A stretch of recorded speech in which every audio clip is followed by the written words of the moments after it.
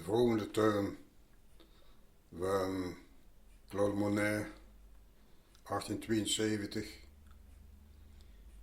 En dit is een kopie geschilderd door mijn pa Pierre Pieters.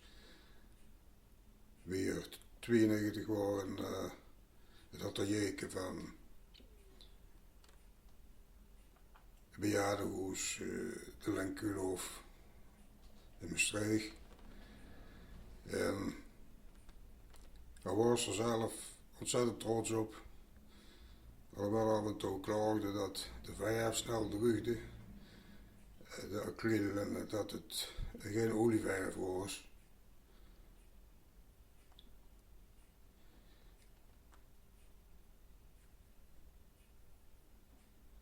En dan werd het door met plezier om, met het hulp.